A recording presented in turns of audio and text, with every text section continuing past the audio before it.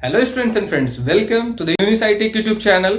आज हम लोग इस वीडियो में बात करेंगे हैबर्स प्रोसेस के बारे में। हैबर्स प्रोसेस क्या होता है? तो ये जो है industrial method of preparation of ammonia है। मतलब ये कि अमोनिया को बनाने का, लार्ज स्केल में प्रोडक्शन करने का एक बहुत ही बेहतरीन तरीके का मेथड है। जैसा कि हम लोगों ने प्रीवियस वीडियो लेक्चर में पढ़ा था, जिसमें मैंने बताया था कॉन्टैक्ट प्रोसेस के बारे में, जो कि industrial method of preparation of sulphuric acid था। अगर आपने उस वीडियो को नहीं देखा है तो आप जाकर देख लीजिए, कार्ड में लिंक स्लाइड हो रहे हैं। अब उस वीडियो में हमने बात क्या किया था? उस वीडियो में हमने बताया था कि जब आप इंडस्ट्री में जाओगे तो आपसे आपका बॉस ये नहीं पूछेगा कि आप कितने तरीके जानते हो अमोनिया को प्रोड्यूस करने के। अमोनिया को प्रोड्यूस करना है सस्ते दरों पे, ताकि ज्यादा प्रॉफिट कमाया जा सके। इंडस्ट्रियल मेथड का एक ही पर्पस होता है भाई, बढ़िया सा बेनिफिट कमाना है, बढ़िया सा प्रॉफिट कमाना है। उसके बॉस को इसी से मतलब होता है। तो जाहिर सी बात है, आपको हैबर प्रोसेस का सहारा लेना पड़ेगा। तो सवाल ये उठता है कि इस प्रोसेस में अमोनिया कैसे बनाया जाता है और किस तरीके से लार्ज स्केल पे प्रोडक्शन होता है अमोनिया का। तो इस प्रोसेस में सबसे पहले तो नाइट्रोजन गैस और हाइड्रोजन गैस आपस में कंबाइन होते हैं और अमोनिया गैस का फॉर्मेशन करते हैं। ठीक है। अब ये रिएक्शन जो होता है वो रिवर्सिबल होता है, और रिवर्सिबल रिएक्शन का जो सिंबल है वो कुछ इस तरीके से दिखाया जाता है, जिसमें ये वाला जो एरो है हाफ है और ये वाला जो एरो है ये भी हाफ है। ये फॉरवर्ड रिएक्शन के लिए इंडिकेट है और ये बैकवर्ड रिएक्शन के लिए इंडिकेटेड है। इसको हम लोग बोलते हैं इक्विलिब्रियम का सिंबल, और ये रिवर्सिबल होता है। रिएक्शन को बैलेंस करना है तो आप इस तरीके से बैलेंस कर सकते हो। ये रिएक्शन हो गया। अच्छा, ये रिएक्शन जो होता है वो काफी एक्सोथर्मिक होता है, इसीलिए इस रिएक्शन में हीट का फॉर्मेशन भी होता है, यानी कि हीट का एवोल्यूशन होता है, क्योंकि ये रिएक्शन जो है वो काफी एक्सोथर्मिक रिएक्शन होते हैं। अच्छा, अब इस रिएक्शन के बारे में अगर मैं बताऊं तो आप देख रहे होंगे कि ये सारे के सारे गैस है। यहां पे 1 मोल नाइट्रोजन 3 मोल हाइड्रोजन के साथ कंबाइन करके 2 मोल अमोनिया गैस का प्रोडक्शन कर रहे हैं। जैसा कि आप लोगों सभी को पता है कि 1 मोल कोई भी गैस जो होता है वो 1 वॉल्यूम के बराबर होता है, क्योंकि गेलू-सैकल ऑफ गैसियस वॉल्यूम यही कहता है कि number of moles of gas, यानी कि किसी भी गैस के जितने नंबर होते हैं उतने ही उसके वॉल्यूम भी होते हैं, यानी कि वॉल्यूम और नंबर ऑफ मोल में कोई अंतर नहीं है। ये सिर्फ गैस के लिए। ठीक है। तो 1 mole of nitrogen combined with 3 mole of hydrogen to form 2 mole of ammonia, ऐसा हम बोल सकते हैं इस रिएक्शन को। अच्छा, ये सारे के सारे तो गैस है, यहां पे हम ये भी तो वर्ड बोल सकते हैं, when 1 volume of nitrogen combined with 3 volume of hydrogen then 2 volume of ammonia will be formed, ऐसा भी हम बोल सकते हैं इस रिएक्शन को। ध्यान से सुनना मेरी बात को। अगर इस रिएक्शन के कंडीशंस की मैं बात करूंगा तो इस रिएक्शन के कंडीशन से क्वेश्चंस पूछे जाते हैं। क्या क्या कंडीशन है? तो सबसे पहला और इंपॉर्टेंट कंडीशन तो यह है कि नाइट्रोजन गैस और हाइड्रोजन गैस के कंबाइन होने का रेशियो क्या है। तो यहां पे हमने देखा 1 वॉल्यूम नाइट्रोजन का 3 वॉल्यूम हाइड्रोजन के साथ कंबाइन हो रहा है बाई वॉल्यूम। क्या? By volume, not by mass. ठीक है, बाई वॉल्यूम ये 1:3 के फॉर्म में कंबाइन होते हैं। ठीक है। अच्छा, टोटल रिएक्टेंट में मॉलिक्यूल कितने हैं? 4। टोटल रिएक्टेंट में मॉलिक्यूल कितने हैं? 4। 1 नाइट्रोजन के और 3 हाइड्रोजन के। और प्रोडक्ट साइड कितने हैं? 2 मोल्स ही हैं। ठीक है। तो आप एक चीज तो देखे होंगे, यहाँ पे number of gaseous particle reactant के साइड में ज्यादा है और number of gaseous particle product के साइड में कम है। अब ऐसा मैंने क्यों बोला है ये आगे मैं बताऊंगा आपको, जब कंडीशंस बताऊंगा। तो अब सेकेंड नंबर कंडीशन क्या है? पहला कंडीशन तो नाइट्रोजन और हाइड्रोजन का जो रेशियो होगा वो 1:3 बाई वॉल्यूम होगा। दूसरा कंडीशन है इस रिएक्शन का, वो है टेम्परेचर। अब ध्यान से सुनना मेरी बात को। ये रिएक्शन तो एक्सोथर्मिक है। ठीक है। अब एक्सोथर्मिक रिएक्शन जो होता है वो जनरली वो तो लो प्रेशर पे कैरी होता है। अगर हम बात करें एक्सोथर्मिक रिएक्शन की, तो अगर आप टेम्परेचर कम करोगे तो रिएक्शन अच्छा खासा फेवरेबल होगा लो टेम्परेचर पे। एक्सोथर्मिक रिएक्शन की यही कंडीशंस होती है। और यहां पे एक्सोथर्मिक रिएक्शन मतलब हीट निकल रहा है, इसका मतलब इसके पास हीट ऑलरेडी ज्यादा है। तो ज्यादा हीट वाले रिएक्शन को आप थोड़ी ना हीट दोगे ज्यादा, क्योंकि वो आप ऑलरेडी ये हीट निकाल रहा है, इसका मतलब इसके पास ज्यादा हीट है। तो ये रिएक्शन हमेशा लो टेम्परेचर पे होगा। लेकिन अगर आप टेम्परेचर को कम करोगे तो ये जो रिएक्टेंट्स के मॉलिक्यूल है इसके पास तो काइनेटिक एनर्जी इतना रहेगा ही नहीं कि आपस में कोलाइड करे, टकराए, और जब तक ये टकराएगा नहीं तब तक अमोनिया का फॉर्मेशन तो होने से रहा। इसका मतलब ये हुआ कि ये रिएक्शन लो टेम्परेचर पे तो नहीं हम करवाएंगे, तो जाहिर सी बात है हाई टेम्परेचर पे भी नहीं करवाएंगे, क्योंकि अगर हाई टेम्परेचर पे हमने करवाया तो ये रिएक्शन एक्सोथर्मिक है, ये गैसियस मॉलिक्यूल इतना ना दूर चले जाएंगे एक दूसरे से कि रिएक्ट ही नहीं करेंगे। तो हमको क्या करना होगा, टेम्परेचर के रेंज जो है वो इंटरमीडिएट में देना पड़ेगा। कहने का मतलब ये है neither too high nor too low. तो हमको कितना देना होगा इंटरमीडिएट के रेंज में, तो 450 से 900 डिग्री सेल्सियस के बीच में देना पड़ेगा। ऑलमोस्ट यहाँ पे हम लोग 500 डिग्री सेल्सियस देते हैं, इस प्रोसेस में 500 डिग्री सेल्सियस का हम टेम्परेचर देते हैं। थर्ड नंबर में क्या कंडीशन है, प्रेशर का। अब देखो प्रेशर के बढ़ने और घटने के बारे में हमें लीच-एटलायर्स प्रिंसिपल से पता चलता है। किससे पता चलता है, एक लीच-एटलायर्स प्रिंसिपल है। ये प्रिंसिपल कहता है, ध्यान से सुनना क्या कहता है, कि अगर आप लेफ्ट साइड में मतलब रिएक्शन के अगर, और एक और बात है, लीच-एटलायर्स प्रिंसिपल केवल उसी रिएक्शन के लिए वैलिड है जो रिएक्शन रिवर्सिबल है, और इसका मतलब ये हुआ कि रिएक्शन काफी स्लो होता है, और ध्यान से सुनना इस रिएक्शन में हमेशा हर मोमेंट पे इक्विलिब्रियम आया हुआ रहता है, और जहां पे भी इक्विलिब्रियम होगा वहां लीच-एटलायर्स प्रिंसिपल लगेगा ही। ये प्रिंसिपल कहता है कि अगर आप लेफ्ट साइड में किसी चीज को बढ़ा देते हो तो इस रिएक्शन के इक्विलिब्रियम पे कोई असर ना पड़े, इसीलिए रिएक्शन जो है वो राइट साइड में चला जाएगा, मतलब प्रोडक्ट के साइड में शिफ्ट हो जाएगा इक्विलिब्रियम को, क्योंकि हर हाल में बैलेंस करके चलना है। ठीक है, तो अगर हमने यहां पे सपोज दैट प्रेशर को बढ़ा दिया इस रिएक्शन में, अगर हमने प्रेशर को बढ़ा दिया तो सोचो क्या होगा।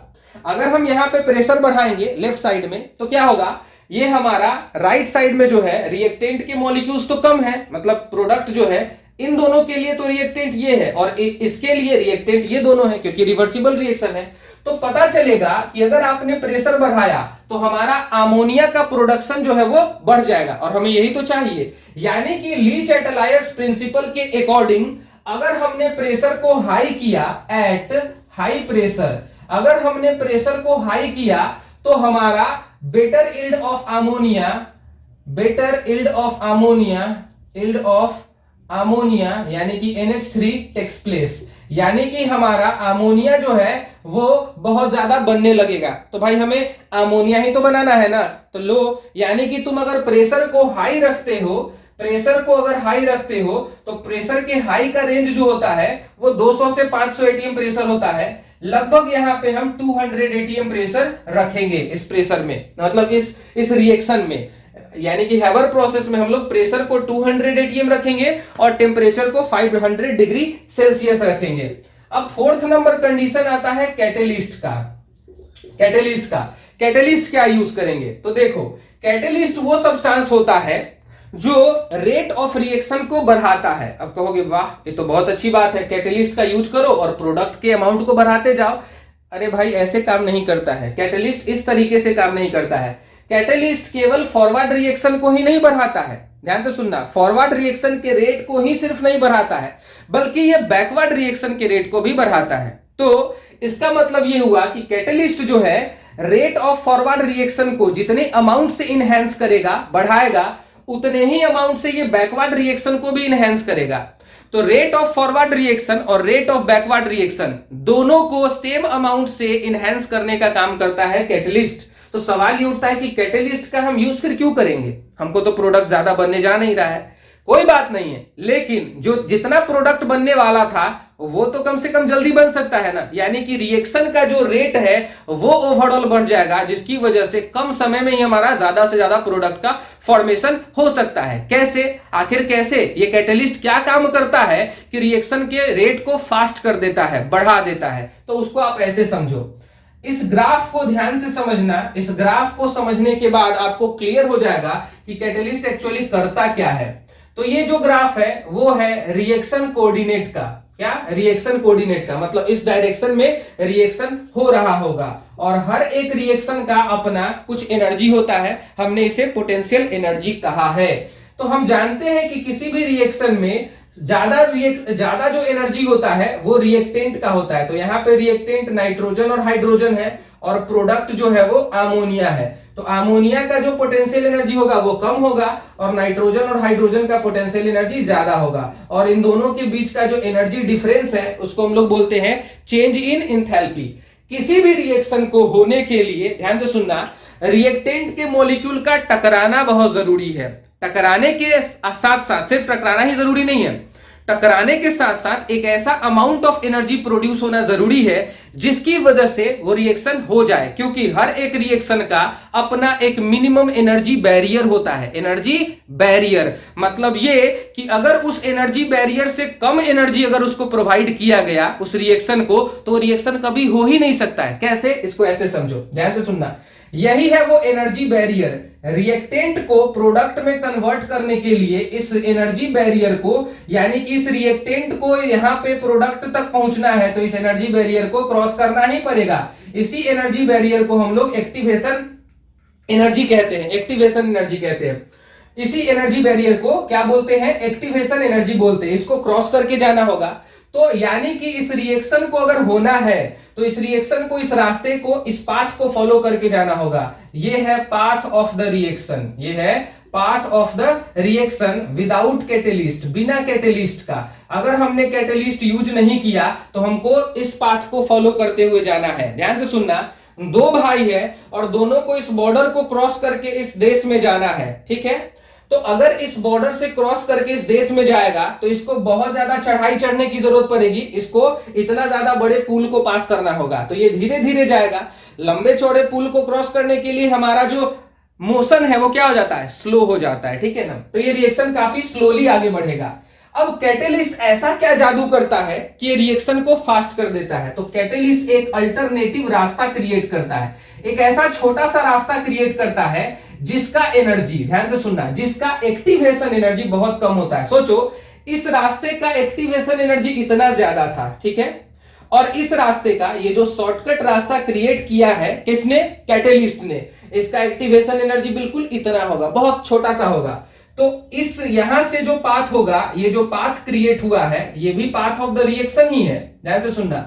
लेकिन ये क्या है? विद कैटेलिस्ट वाला है। यानी कि कैटेलिस्ट ने क्या किया? एक शॉर्टकट रास्ता क्रिएट कर दिया, ठीक है। इस देश को पार करने का एक ये रास्ता था और एक ये रास्ता था। इस रास्ते से अगर ये दोनों भाई जाता तो बहुत ज्यादा मेहनत पड़ता और धीरे धीरे ये रिएक्शन होता। लेकिन इस रास्ते से जब जाएगा तो दोनों भाई जो है जल्दी से पहुंच जाएगा उस रास्ते में। तो कैटेलिस्ट क्या करता है? ध्यान से सुनना, कैटेलिस्ट एक अल्टरनेटिव शॉर्टकट रास्ता क्रिएट करता है जिसकी एक्टिवेशन एनर्जी का अमाउंट बहुत ही कम होता है। इस वजह से ये रिएक्शन को फास्ट कर देता है। और बिना कैटेलिस्ट के actual path of the reaction ये होगा, जो कि बहुत ज्यादा हाई डिमांडेड एक्टिवेशन एनर्जी वाला रास्ता है, ठीक है, जिसकी वजह से रिएक्शन काफी स्लो, धीरे धीरे होते रहता है। तो कैटेलिस्ट के तौर पे हम लोग यहाँ पे क्या यूज करेंगे? इस प्रोसेस में कैटेलिस्ट के तौर पे हम लोग यूज करते हैं फाइनली डिवाइडेड आयरन। कहने का मतलब है आयरन के पाउडर का यूज करते हैं इस रिएक्शन में एज अ कैटेलिस्ट। सॉरी, वो लाइट चली गई थी, इसी वजह से जो है हमने बीच में लेक्चर रोक दिया था। तो कैटेलिस्ट के तौर पे हमने बात किया था कि फाइनली डिवाइडेड आयरन को हम लोग यूज करेंगे। इसके अलावा एक और चीज यहाँ पे यूज होता है और वो होता है प्रोमोटर। सवाल ये उठता है कि कैटेलिस्ट क्या होता है, ये तो हम लोग जान गए हैं। अब प्रोमोटर क्या होता है?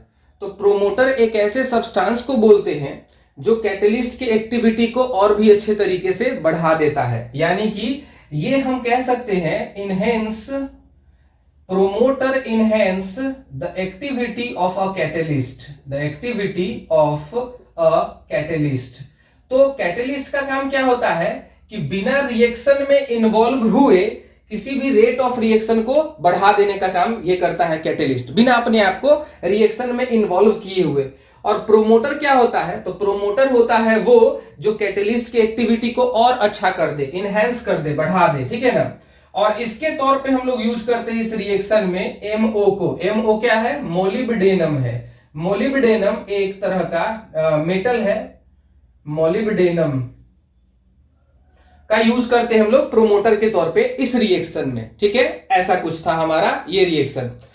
अब एक और चीज की अगर मैं बात करूं, 6 नंबर पॉइंट जो कि काफी इंपॉर्टेंट है ये जो नाइट्रोजन और हाइड्रोजन गैस जो कंबाइन होकर के अमोनिया गैस का प्रिपरेशन कर रहे हैं, इसमें एक और बात पे बहुत ज्यादा ध्यान दिया जाता है कि जो मिक्सचर है नाइट्रोजन और हाइड्रोजन के, nitrogen and hydrogen must be free from impurities, impurity से मुक्त होने चाहिए। इसमें इम्प्यूरिटी नहीं होने चाहिए, लाइक कार्बन मोनोऑक्साइड नहीं होने चाहिए, carbon dioxide, sulphur dioxide, hydrogen sulphide, इस तरह के सब्सटेंस बिल्कुल भी उसमें नहीं होने चाहिए। ऐसा क्यों? ध्यान से सुनना।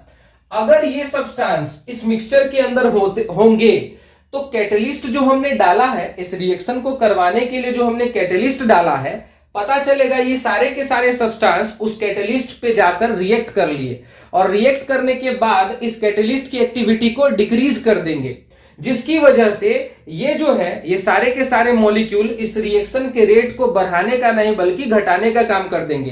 तो ऐसा वो काम करता है जो कैटलिस्ट पॉइजन होता है। तो हम लोग कह सकते हैं ये सारे के सारे इंप्यूरिटीज जो है वो इस कैटलिस्ट के लिए पॉइजन साबित हो सकता है। And catalyst poison is also called deactivator, यानी कि ये सारे के सारे इंप्यूरिटीज एक तरह से डीएक्टिवेटर का या निगेटिव कैटलिस्ट की तरह वर्क करेगा। कैटलिस्ट दो तरह के होते हैं, पॉजिटिव भी और निगेटिव भी। तो इस रिएक्शन में जो आयरन है वो पॉजिटिव कैटलिस्ट की तरह वर्क करेगा और ये बाकी के बाकी सारे जो इंप्यूरिटीज अगर हुए तो जाहिर सी बात है इस रिएक्शन के रेट को स्लो करेगा। क्या करके? तो कैटलिस्ट को डीएक्टिवेट करके, यानी कि कैटलिस्ट जो है रेट ऑफ रिएक्शन को बढ़ाने का काम कर रहा था और ये उसके उस काम को करने देगा नहीं। तो यहां पे क्या होगा? उल्टा रेट ऑफ रिएक्शन जो है वो घट जाएगा। तो यही 6 के 6 इंपॉर्टेंट कंडीशन है।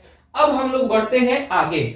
आगे क्या पढ़ेंगे हम लोग? कलेक्शंस के बारे में पढ़ेंगे कि जो अमोनिया गैस का हमने प्रिपरेशन किया है उस अमोनिया गैस को हम कलेक्ट कैसे करेंगे, क्योंकि ये प्रोसेस रिवर्सिबल है और रिवर्सिबल प्रोसेस में क्या होता है कि 100% प्रोडक्ट का फॉर्मेशन नहीं होता है। यहाँ पे कुछ रिएक्टेंट भी रहते हैं और कुछ प्रोडक्ट भी रहते हैं। तो इसका मतलब ये हुआ कि इस रिएक्शन के दौरान हमें अमोनिया के साथ साथ नाइट्रोजन और हाइड्रोजन भी मिल जाएंगे।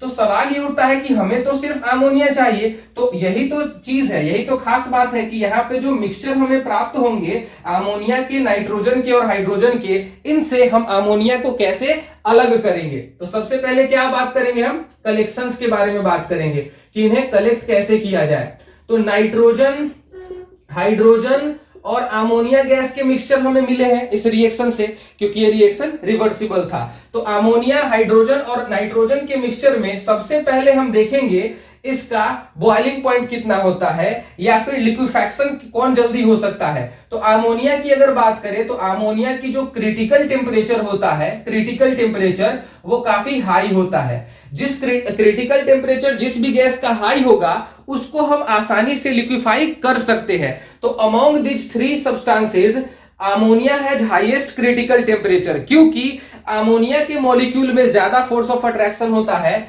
Due to the presence of H bonding in them. अब H बॉन्डिंग क्या है? तो एक ऐसा फोर्स ऑफ अट्रैक्शन जो या तो हाइड्रोजन और नाइट्रोजन, या तो हाइड्रोजन और ऑक्सीजन, या तो हाइड्रोजन और फ्लोरीन के बीच में लगता है। मतलब अगर हाइड्रोजन नाइट्रोजन के साथ है तो भी H बॉन्डिंग लगेगा, अगर हाइड्रोजन ऑक्सीजन के साथ है तो भी H बॉन्डिंग लगेगा, और हाइड्रोजन अगर फ्लोरीन के साथ है तो भी H बॉन्डिंग लगेगा। इन्हीं तीनों केस में H बॉन्डिंग लग सकता है, अदरवाइज किसी भी केस में नहीं लगेगा। तो अमोनिया में तो हाइड्रोजन नाइट्रोजन के साथ है कनेक्ट, मतलब H बॉन्डिंग, और H बॉन्डिंग काफी स्ट्रॉन्गर फोर्स होता है। और नाइट्रोजन और हाइड्रोजन में जो है वो ज्यादा से ज्यादा जो है वो पोलरिटी का केस बनता है। हालांकि यहाँ पे दोनों के दोनों नॉन पोलर मॉलिक्यूल है, नॉन पोलर मॉलिक्यूल है। इसका मतलब ये हुआ कि इनके अंदर बहुत ही वीक फोर्स लगता है, नाम है इसका वैन डर वाल्स फोर्स, बहुत ही वीक फोर्स है। तो यहाँ पे स्ट्रॉन्ग फोर्स है और यहाँ पे वीक फोर्स है। तो जाहिर सी बात है जिसके पार्टिकल जितना ज्यादा अच्छे से अट्रैक्ट करेंगे वही अच्छे से लिक्विफाई होगा ना।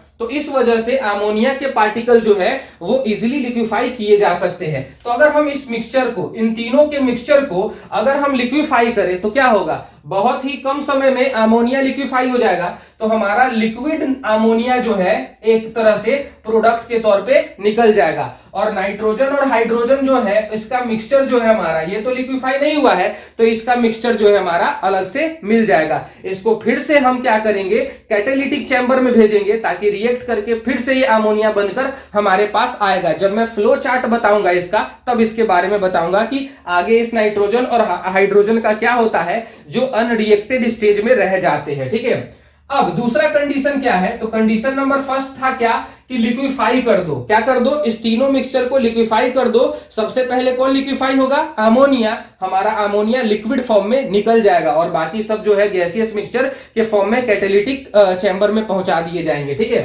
अब दूसरा कंडीशन क्या है, दूसरा कंडीशन कलेक्शंस करने का यह है कि जो वाटर होता है, ध्यान से सुनना, वाटर में अमोनिया की सोल्युबिलिटी बहुत ज्यादा होता है। ठीक है, तो ammonia is highly soluble in water, बहुत ज्यादा सोल्यूबल होता है, हाईली सोल्यूबल। वाटर में अमोनिया बहुत ही ज्यादा सोल्यूबल है इन दोनों के कंपैरिजन में। तो अगर इस तीनों के मिक्सचर को अगर वाटर से गुजारा जाए तो अमोनिया क्या होगा, वाटर में ही रह जाएगा, घुल जाएगा, क्योंकि इसकी सोल्युबिलिटी ज्यादा है। और बच गया हमारा हाइड्रोजन और नाइट्रोजन, ये आराम से निकल जाएगा। तो यहां से भी हम नाइट्रोजन और हाइड्रोजन से छुटकारा पा सकते हैं और अमोनिया को अलग कर सकते हैं। तो ये था अमोनिया के कलेक्शंस का मेथड। अब हम लोग बात करेंगे इसके